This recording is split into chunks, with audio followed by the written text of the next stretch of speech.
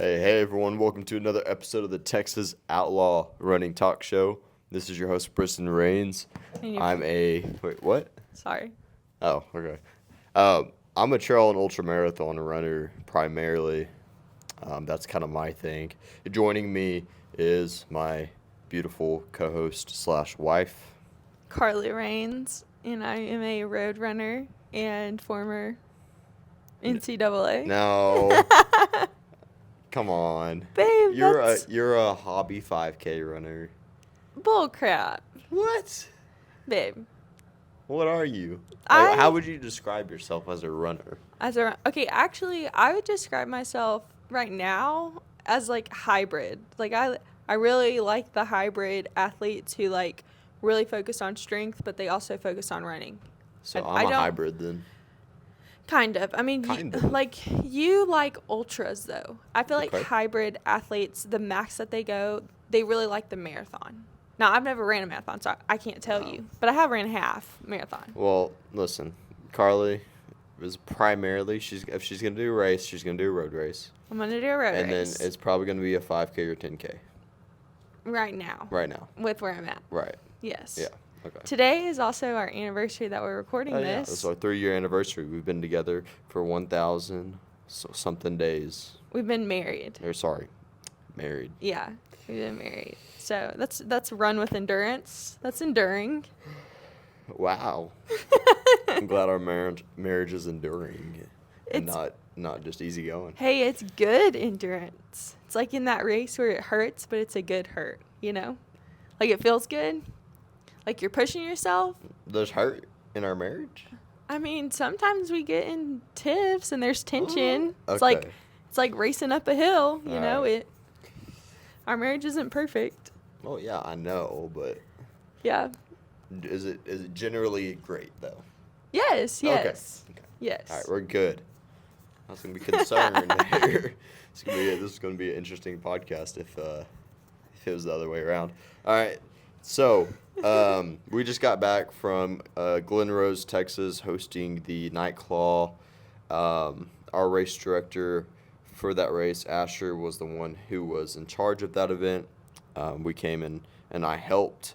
And I want to talk about this race because it is such a unique race. I've never seen a race structured like this before, and I've never seen this element added to it. Yeah. It's truly a unique event, and the numbers showed. We had 300 people show up. 300 people clearly. I mean, I think that's one of our biggest number events we've ever had. Especially for a first year. And it was a first year event. And so it clearly shows like, hey, this is a unique thing. So let me explain what the Night Claw is if you don't know. Because we posted about it on Instagram and someone was like, what's the Night Claw? And I said, come run and find out. Anyways, so I was driving down the road one day and I was like trying to think of a unique idea for a trail run. Because if you sign up for a trail run, it's your typical 5K, 10K, half marathon, 50K, or maybe it's an hour event to where it's like 6 hours, 8 hours, or a last person standing. Anyways, you have all these event styles that are very common. And so I went ahead and I was like, what if there was a way to where you're running a typical trail race, but there's a unique aspect to it that changes it up? And so I was kind of thinking like, oh, well, what if we did something that was kind of like a tag, like to where if you get tagged, you're out. When I was a kid, I ran this. It was my first ever 5K. My aunt signed me up for my birthday. But the 5K was you ran this 5K course, and as you're running this 5K course, there's these zombies jumping out at you the whole time. And it's called the zombie run. Okay. And this was like a really big thing when I was a kid. I don't think they're around anymore. But so I was like, okay, what if we did a race to where you try to outrun somebody, and if you outrun them, you get something special, and if you don't outrun them, you get something saying you didn't outrun them. So You pitched it to me first. Right. I told Carla, and she was And like, I don't know. I don't think that's a good idea. Well, it's not that I didn't think it was a good idea. I just was like, are people really going to be interested in being chased during a run? Like, Right. it just, I didn't know if the audience was going to, It would make me run faster if I knew someone was coming after me. But again, I'm a road runner, so maybe it's just because trail runners are different. I don't know. We could do this on a trail or a road too. But I told Carley. Yeah. And then I kind of formulated it into an actual event to where I was like, okay, we're going to do this event called Night Claw. You pitched it to Asher, though. Well, I pitched it after I got the full okay. idea. Okay, So, anyways, so I was like, there's this place called Dinosaur Valley State Park where we could host a trail race at. And so I wanted it to be dinosaur themed, so we called it the Night Claw. And so we called it the Night Claw. And then I was like, what if we had this person called the Claw that chased people? And if the Claw got them, he took their tag. And if they outrun them, then they keep their tag. And if their tag got taken, they get a little metal thing that's added onto their medal that says, I was clawed. And then if they were kept their tag intact and they escaped the claw, then they got this medal that said escape the claw. That's kind of what I was thinking in my mind. And so while doing that, I also wanted to provide the opportunity for people to run as far as they wanted. So we had a 5K, a 10K, a 4-hour, a 6-hour, and an 8-hour race. Obviously, the majority, 200-something people, were in our 5K and 10K. And we had 200 of the people opt into the Claw Challenge. Keep in mind, the Claw Challenge was an option. People could have just came to run a normal trail run. They didn't have to get clawed. So I made it an option for people to do. It wasn't an absolute necessity. Yeah. You don't have to sign up for the Claw Challenge. And out of the 300 people signed up, about 80 chose not to sign up for the Claw Challenge.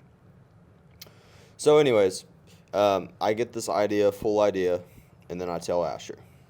And Asher's like, that sounds cool. And when I first told him, I didn't tell him it was our race. I called him and I said, hey, there's this race called the Night Claw where this person, where you run a 10K and this person, you try to outrun this person called the Claw. I was like, do you want to sign up together? He was like, yeah. He was like, do you know like how fast the Claw is? And I was like, no, but I'm sure they're going to be pretty fast. I don't know.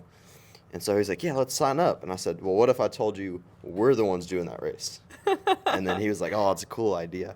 So, and I wish we could have had Asher on, but he's course marking today for another race. But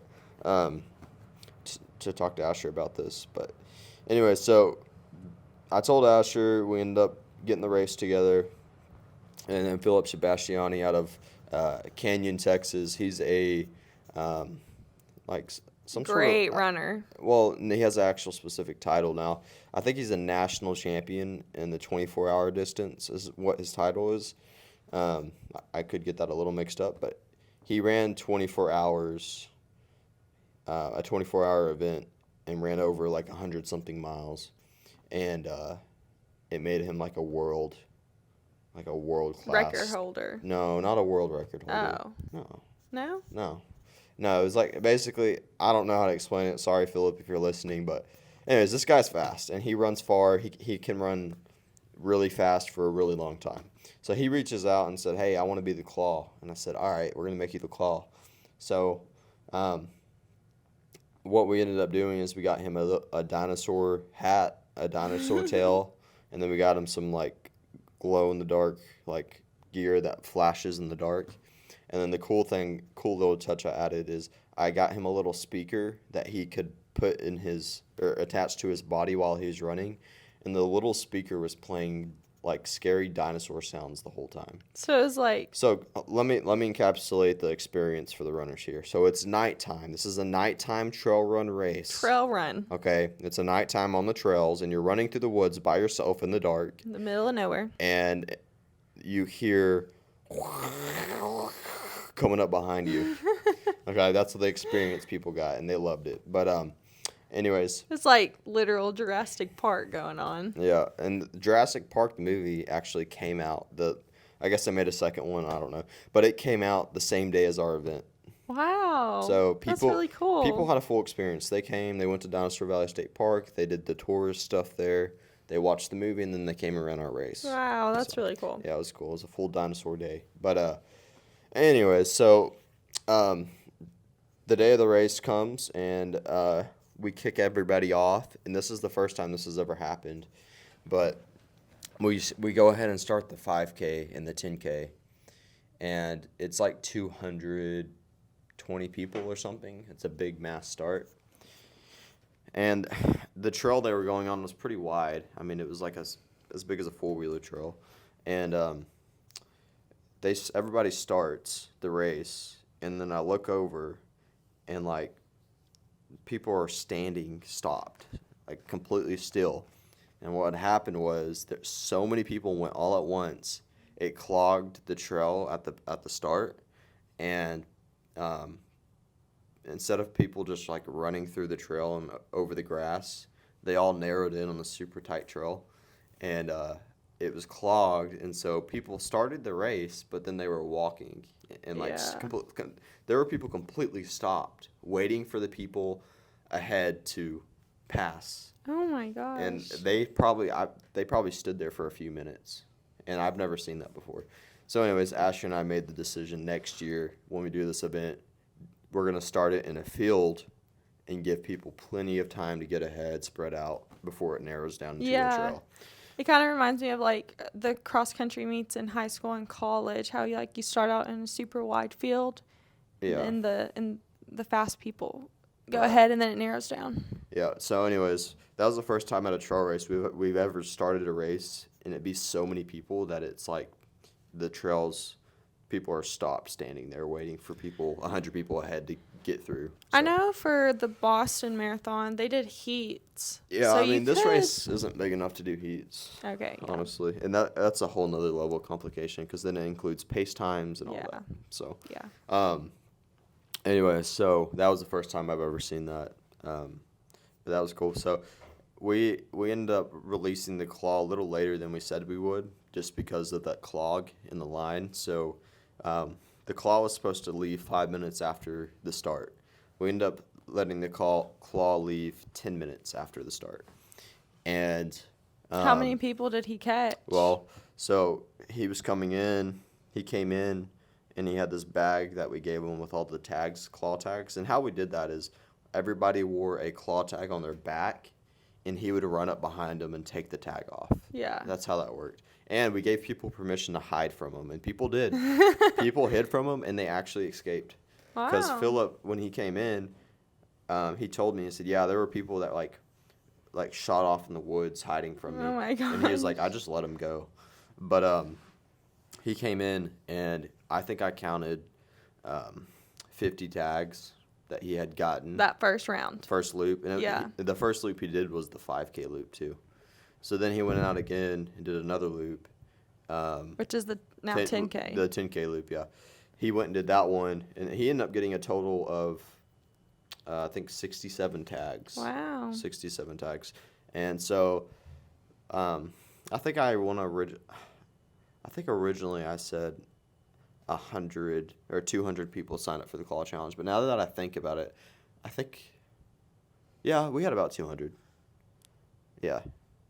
So out of that 200, he only got 67. So, wow. It was the back 40% of people, basically. So if you run the race, in the future, I'm actually, since I do expect a lot more people, I'm going to actually get 2 claws and have one claw do the 10K loop, one claw do the 5K loop, and get 2 fast people again. Philip might do it again. He actually really enjoyed doing it. So we might do 2 people next year. That way we can get a little more people. Mm-hmm. But yeah, those people up front, they took off. They were gone. So that's cool. This guy's an elite runner, but he's stopping, pulling tags off. Yeah. So. Anyways, and then there were people that did not do the claw challenge, but they just did the race, and they really enjoyed it. And this race was very unique. And I told Asher when I got done running the course, because I ran it, I told him, I said, I think this is one of my favorite courses we put a race on, because the terrain out there is very diverse. Yeah. You're running through grass prairies. You're running through literally ancient land where there's dinosaur tracks there. It's very cool. But it's very rocky. You're climbing rocks. There's a couple river crossings where you get your feet a little wet. I mean, they're not deep. It's like ankle deep river. But it's in the course, So there's a race that's put on out there in November called I think the Dinosaur Valley Trail Run or something like that. Mm-hmm. And that race follows a completely different course than what we did. I purposely made sure that we put people on trails that you don't get to explore at other races. Yeah. So we put them on this different trail, a completely different part of the park, and people loved it. And when I ran it myself, I felt like Indiana Jones, just like running through what felt like a Central American jungle at some points. You're giving like me a dry jungle. I don't know. You're giving me like Jumanji Yes, vibes. it was like I felt like Jumanji a little bit. Yeah. But like you're seeing so many different. Like one moment you're in like grassy, like couple trees field, Yeah. and then you're down like in all these rocks and in this old ancient riverbed, like running through a riverbed, and then you're like crossing a river, climbing a dirt wall, and anyways, it's super cool. Super interesting course. I like it. I like everything about this race. So we are gonna plan, I think, for like 400 or 500 people next year. Yeah. But I really enjoyed it. I think everybody else did too. The vibes were great. Like it was cool when everybody was finishing. This is something you don't see a lot at trail races, but in the finish line chute, we probably had like 30 people that were standing at that finish line chute just the whole time cheering people on as they came in. Wow. And then this is the first time we've had this too, but like the finish line area where we had our aid station and stuff was so full of people. I had to be like, hey guys, like if you're done here, please exit. And so that was the first time we ran into that too. Wow, that's awesome. Yeah, it was a big event, and we'll be back next year for doing the night claw. So, anyways, cool. I want to talk about that. Next up, I know Carly. She put on I guess it was our Instagram story. Yeah. Okay, she put on our Instagram story questions for people to ask us, and we'll go through them. So, yeah, on our Texas Outlaw Instagram, we put up a question box. We're going to do this once a month, and then in a podcast episode, we'll answer y'all's questions. I think we got 3 questions. So, I only see 2 on well, here. that's the third one's about the snake. Oh, okay. So the first question, we'll say who it's from. It's from. Well, should we? You don't have to. I mean, it's just a username. You can just read it. So the question is for both Briston and I. So this person asks, Briston, what is your dream ultra to run? And Carly, what is your dream road race to run? Oh. Well, my dream ultra marathon to run is currently the Arkansas Traveler 100-mile race in October. It's a 100-mile race in October, very old race. It's been around for a long time, and it's just a classic ultra in Arkansas. Cool. So that's my dream ultra. Nice. Yeah, I'd be satisfied with that one compared to all the other ones. And I think it's an out and back, too. It's like 50 miles out, 50 miles back or something. Yeah. I don't know. But awesome. I'd say that's my dream ultra. And the buckle's super cool, and it would just be it's just a good old classic feeling race. Yeah. And I like that. So cool. Okay, so my dream road race would probably be the London Marathon. I've seen girls who trained and ran. It's crazy. Why London? Well, I've never been to London, for one. Like, I've never been there. And then, 2... It's not the Houston Marathon? That's not your dream race? No. But I saw some running influencers on social media. They actually ran the Boston Marathon one weekend, flew to London, and ran the London Marathon the next weekend. So that's crazy. But it'd be the London Marathon. I've never been to Europe. And so, why not go somewhere cool, make a trip out of it. And there's places in the U.S. I'd like to go. I'm not sure. I'm assuming it's around Boston because are you going to look it up? Well, I was going to ask, like, what month is the London Marathon, but you don't know? No, I don't know. I just have to run one marathon before But I also, It's in April. It's in April. Well, that's It's the weekend of my birthday. Oh, cool. Yeah. Well, I would also like to train after I get done having kids and get back on my narcolepsy medicine. I would really like to train for the Boston Marathon and see if I could qualify for that. I was a really good runner in college, so I know it's a lot more distance. But maybe the genes can carry me through for a whole marathon instead of just a 5K like they did in college. Yeah. Yeah. All right.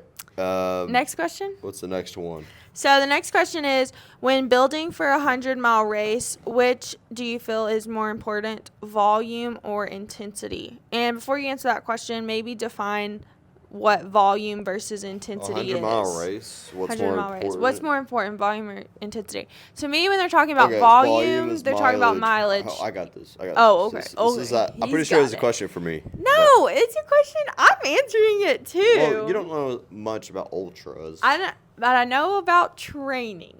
Okay, this is different. Okay. It's all right. So I got this. All right. Okay. So volume is mileage, and intensity is. I got this. Okay. All right. Intensity is effort. Speed and effort. Okay. Okay.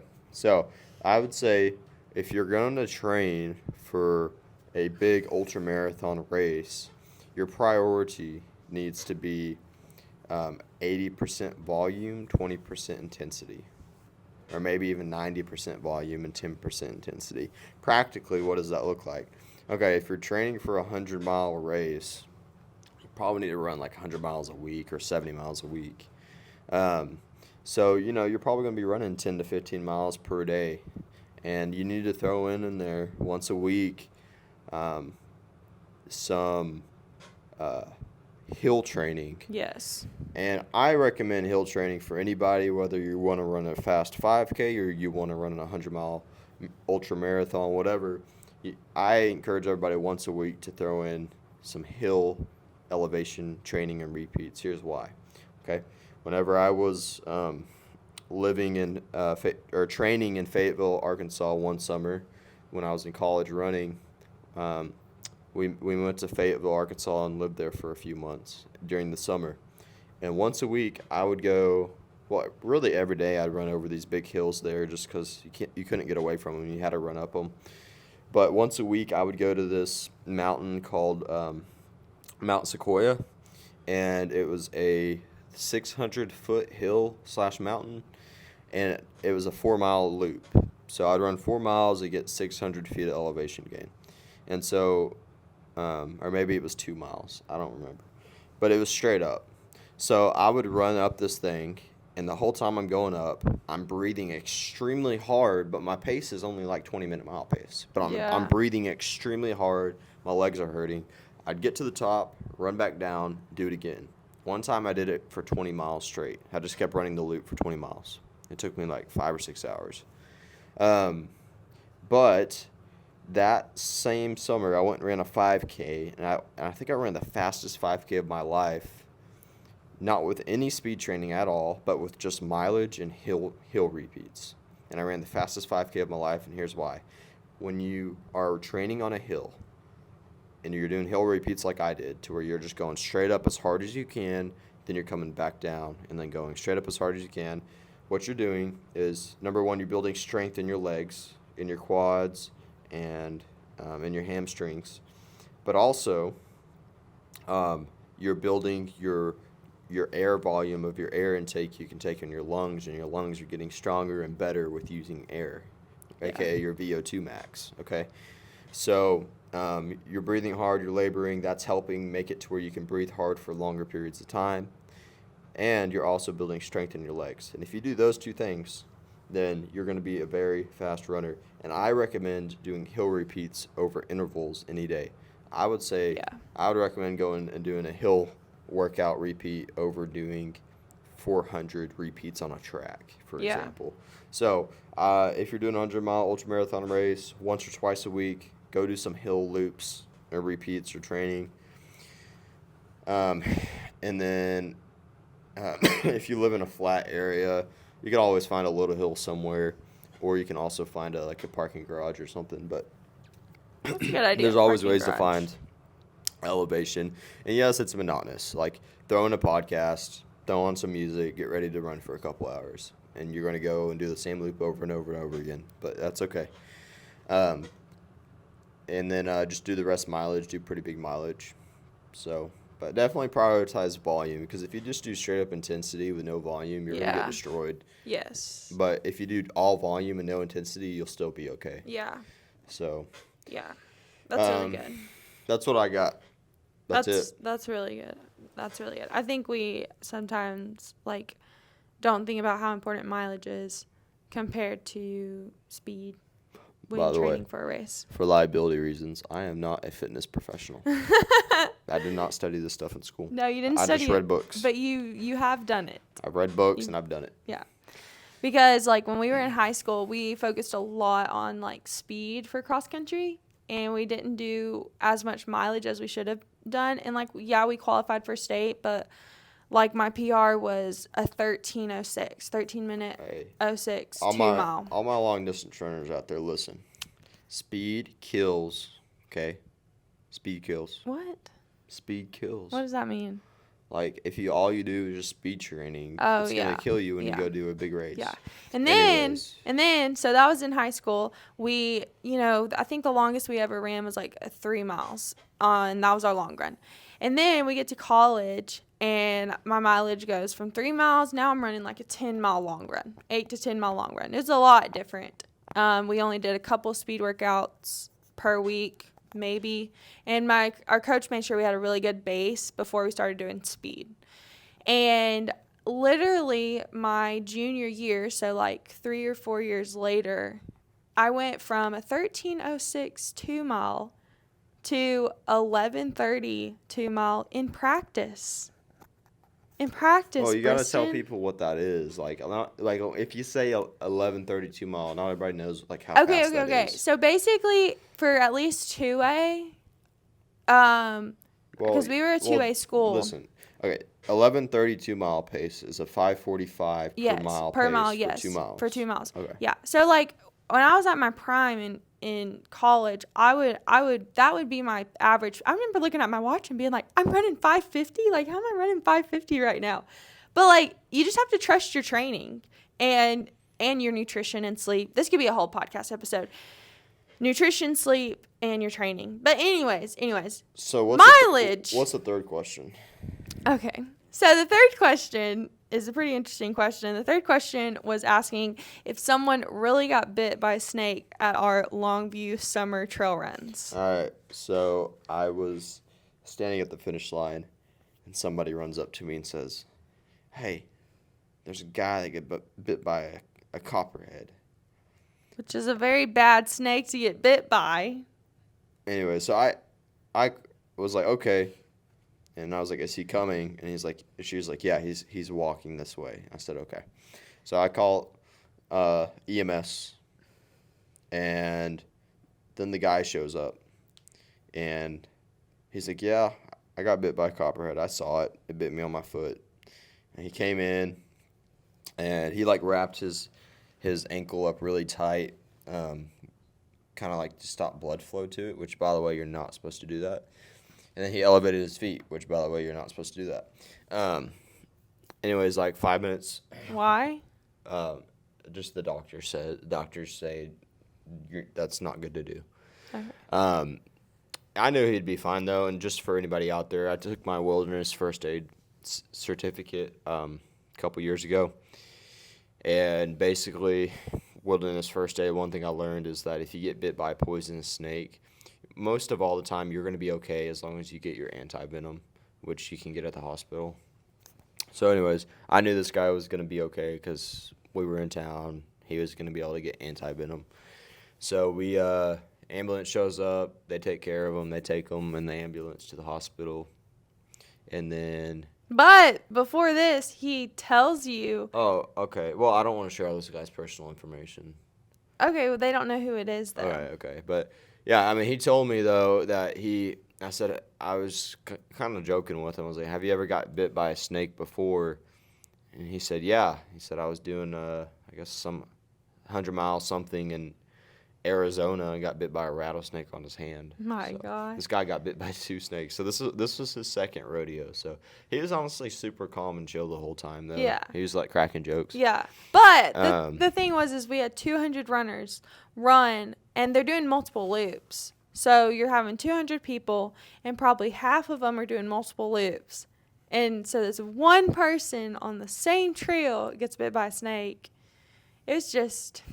Well, that was the first snake bite at a trail race we've ever had in 5 years and over 50 events. So yeah, that shows you how rare it is. Like, out of the probably 10,000 runners we've had at our races, he was 1 out of 10,000 to ever get bit by a snake. Yeah. So it's extremely rare. And I'm always out in the woods course marking or making trails, and I never see them personally.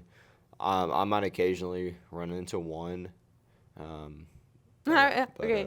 I remember, so before we had kids, this is the last thing we can wrap up. Before we had kids, for Ramble in the Brambles, which is this beautiful trail race on this winery ranch, 4R ranch, that we put on in March. And before we were married, it's a 9-mile course. So Briston would do 5 miles course marking. I would do 4 miles course marking, which, by the way, I hate course marking, y'all. If there's one thing I don't want to do, I don't want to course mark. I don't like being in the wilderness by myself, which is why I don't like trail running as much as road running. But I was course marking, and part of the course is in the woods, like in the trees, and then part of it's in this open field. And I remember coming across this tiny grass snake in the middle of the trail. It's got its head up. It's in the middle of the trail, just not looking at me. It's looking at the sideways. It's sideways. I'm walking in it sideways. And it's just got its head up, just pointing forward. It's frozen. It's frozen. I'm frozen. And I'm like, oh, no. I'm like, it's this tiny snake. But I'm like, do I walk in front of it? Do I walk behind it? Do I step over it? I don't even think those snakes hurt anybody. Like, you got some snakes that don't hurt anybody, or they're not poisonous. Those are like rat snakes, garden snakes. I know, but still, it was the fact that it was a snake. Yeah, not all snakes are bad. But we got around it. Yeah. I think I walked in front of it, or maybe behind it. I don't remember. But that did happen, and I mean, it is a trail run in the woods at the end of the day, and in the woods there's animals. There's mountain lions, boars, black bears, snakes, Vultures. Yeah, I mean, every animal in the book in this part of the U.S. you could think of is out there. Fun fact: eastern part of Arkansas especially, there's a lot of black bears, surprisingly, whether y'all know it or not. So if you ever go do a race in North Arkansas, there's black bears, just by the way. And then if you're down here in East Texas where we're at, there's mountain lions. So, and an occasional black bear spotting. But and giant spiders. Yeah, just know, like, black bears, though, they're grizzly brown bears, which are grizzly bears, are the bad ones. Black bears are more scared of you.